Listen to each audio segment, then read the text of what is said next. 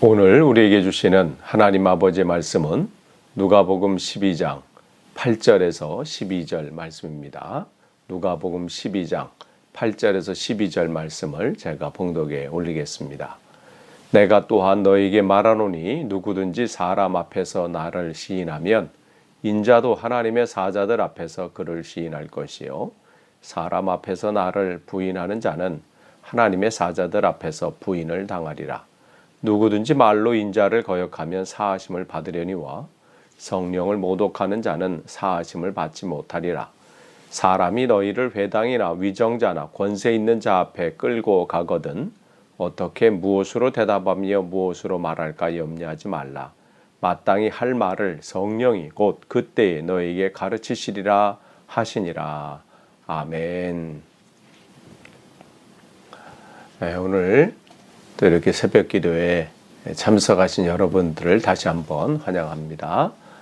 오늘 또 누가복음 우리 말씀을 나눠볼 텐데요. 오늘은 누가복음 12장 8절에서 12절 말씀 함께 나누겠습니다. 어제 말씀 1절에서 7절 말씀을 기억하시면서요. 주님께서 바리새인과 율법학자들을 율법 교사들을 이제 꾸짖으시고 책망하신 후에 주님께서는 그것으로 끝나지 않고 이제 제자들에게 관심을 갖고 계셨어요. 그래서 그 제자들을 가르치시고 더 온전하게 만드시려고 말씀을 주시죠. 그러면서 너희들이 바리새인이나 율법 교사를 쫓아 따라가지 말라. 그들의 위선, 그것을 늘 조심해라, 주의해라 말씀하시고. 또 너희들이 복음을 전하고 또 제자로서의 삶을 살아갈 때 공격이 있을 것이고 어려움이 있을 것이다. 그러나 그 가운데 두려워하지 말아라. 너희 머리털까지 되신 바 되신 그 주님께서 너희들 항상 지키시고 보호하신다. 잊혀지지 않는다는 거죠. 세상은 잊혀진 존재가 있을 수 있어요.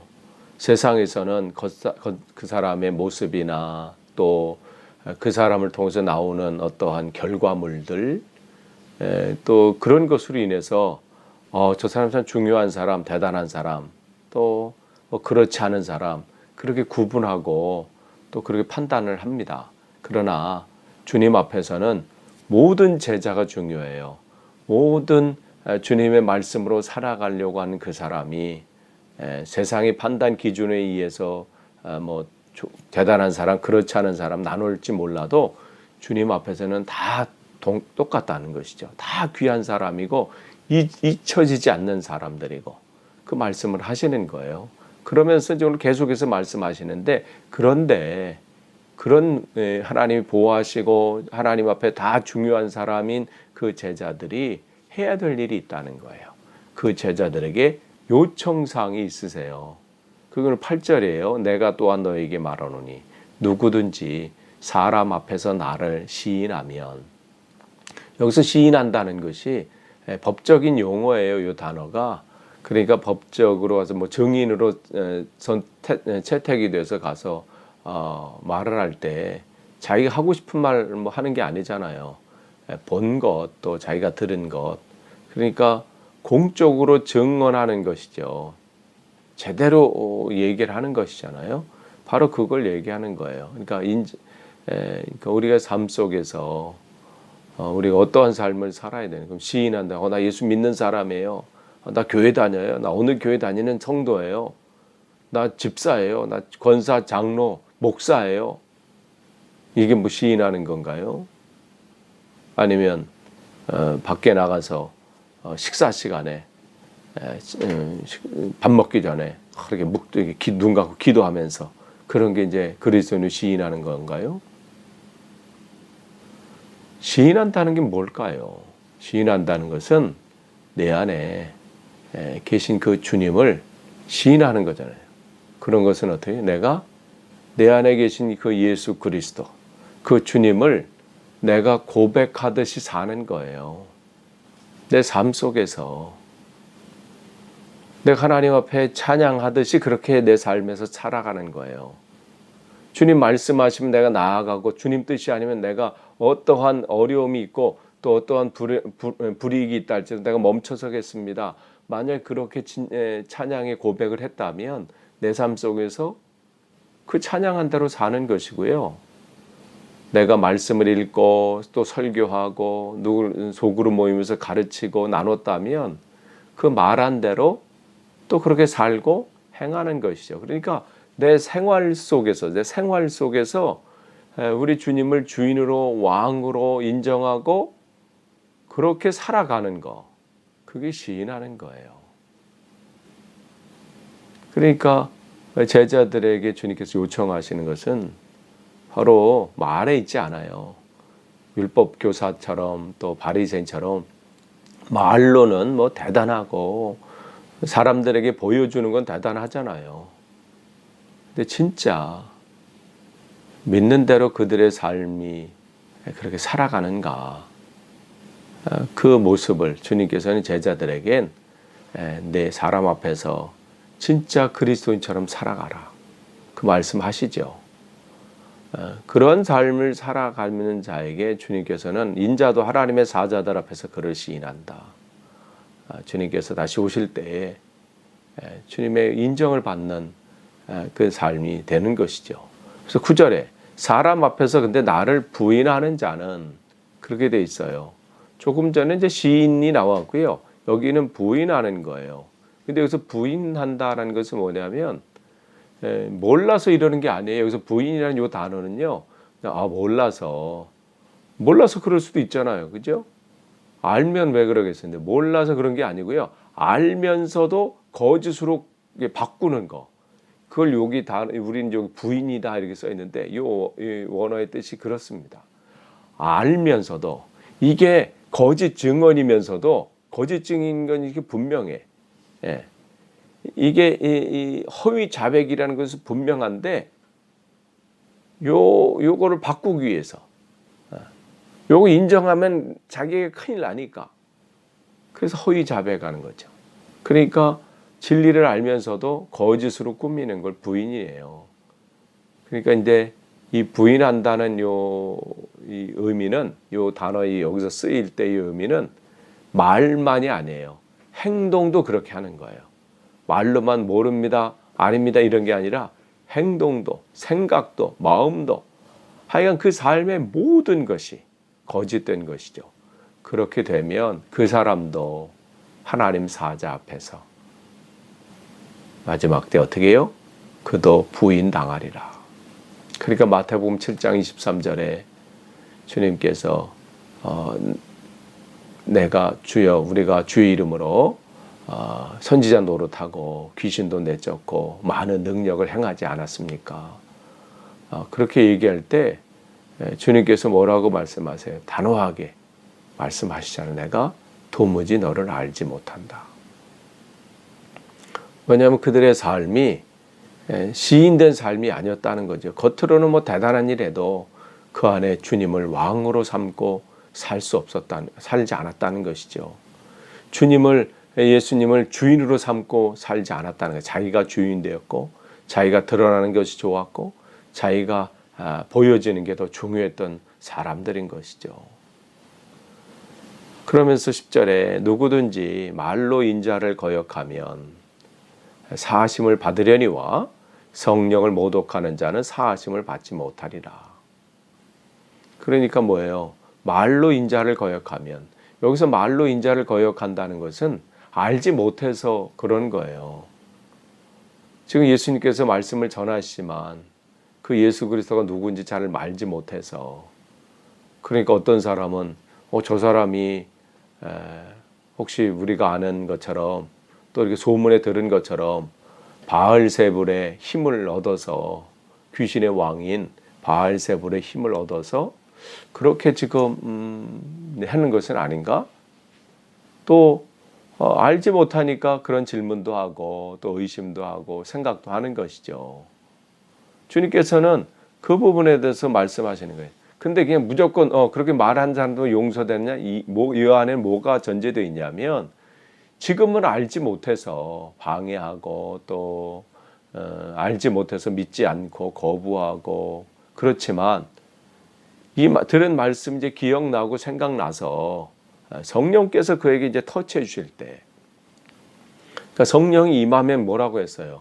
그 하신 말씀이 기억나게 하시리라 이렇게 했잖아요.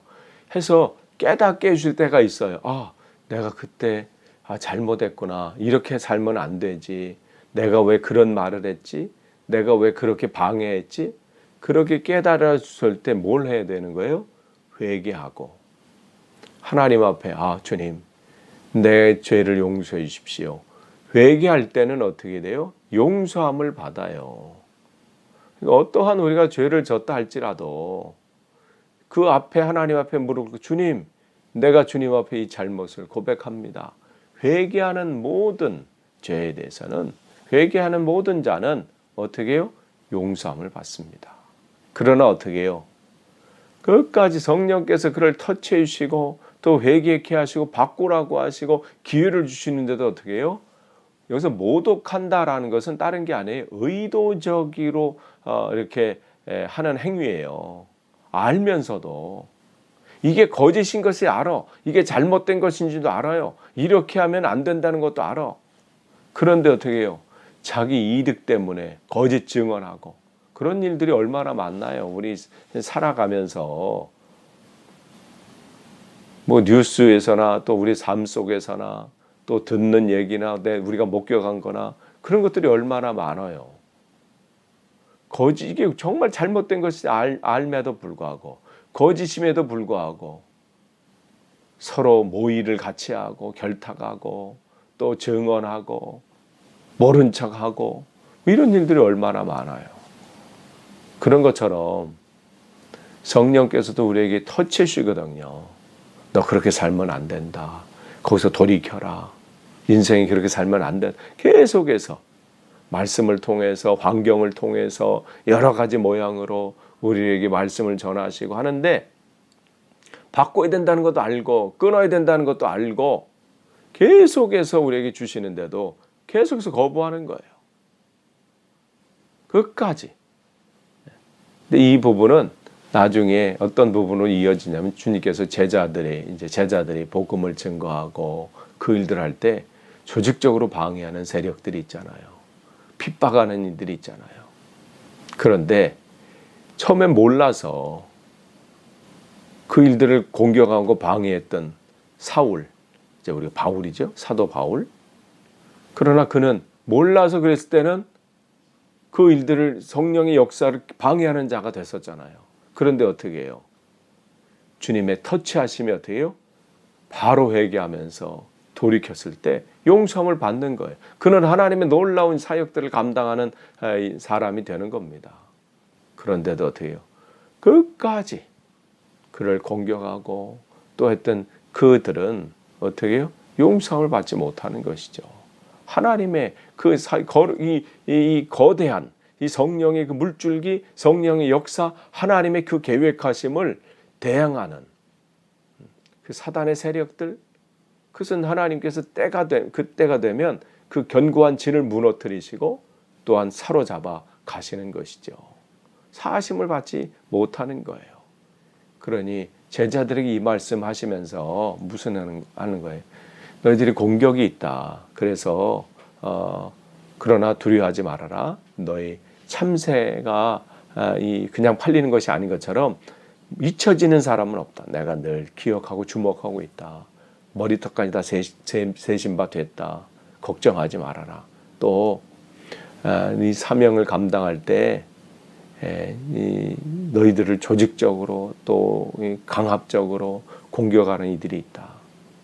그러나 그것 때문에 뭐 분노하거나 안타까워하거나 억울해하거나 아니면 그것 때문에 막 대항하고 싸워서 모든 것 진짜 해야 될 일을 놓쳐버리고 싸우는 것으로 끝나지 말아라. 그럴 수 있잖아요. 진짜 중요한 일들을 망치는 경우가 있잖아요. 그 일들은 내가 감당한다. 그들의 너희들 한 그 공격들과 방해는 내가 감당할 테니 너는 그 사명을 감당하라는 것이죠. 그러면서 11절, 12절에 주님께서 이 말씀을 하시는 거예요. 사람이 너희를 회당이나 위정자나 권세 있는 자 앞에 끌고 가거든. 그러니까 이거죠. 유대인의 핍박이 있고 또 로마의 압제에 당할 수 있다는 것이죠. 그런 일들이 일어날 때 어떻게 해야 되냐면 두려워하지 말라는 것이죠. 어떻게 무엇으로 대답하여 무엇으로 말할까 염려하지 말라. 왜요? 12절에 마땅히 할 말을 성령 곧 그때에 너에게 가르치시라 하시니라. 그러니까 제자로서 삶을 살아갈 때 예수는 그리스도라고 고백하고 또 그 일들을 감당할 때 아무 일이 없으면 얼마나 좋겠어요. 그런데 그 일들을 할 때 사단이 공격한다는 것이죠. 왜냐하면 그 일들을 통해서 자기의 이 지경이 좁아지니까 무너지니까 그래서 그냥 놔둘 수가 없지요. 그러니까 공격하는 거예요. 그런데 그때 어떻게 하지 우리가? 그 상황이 되면 어떻게 되지? 두려워하지 말라는 것이죠. 주님께서 할 말을 너에게 가르치시리라. 모세에게도 똑같은 말씀 하셨잖아요. 그가 바로 앞에 가서 말씀을 전해야 되잖아요. 하나님의 이 이 하나님의 이 계획을 선포해야 되는데 두려움이 있죠. 내가 어떻게 그 말을 해야 될까? 그럴 때 주님께서는 모세에게 뭐라고 말씀하세요? 내가 내 입과 함께 있어. 그러니까 우리가 이 복음을 증거하고 우리가 사명을 감당할 때 내가 이걸 감당할 수 있을까? 나는 이거밖에 안 되는데 내 일들을 할 수 있을까? 염려하지 말라는 거예요. 주님께서 나를 통해서 주님께서 하신다는 거예요.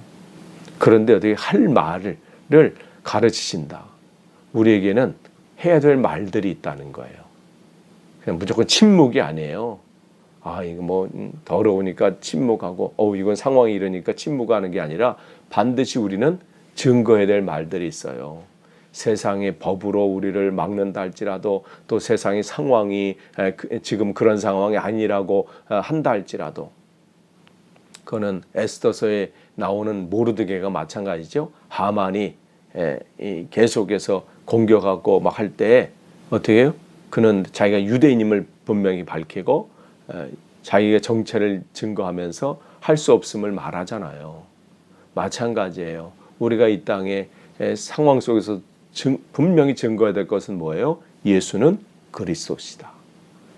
이것은 분명하게 증거하는, 그가 곧 길이요 진리요 생명임을 분명히 밝히는 것이고 증거하는 것이죠.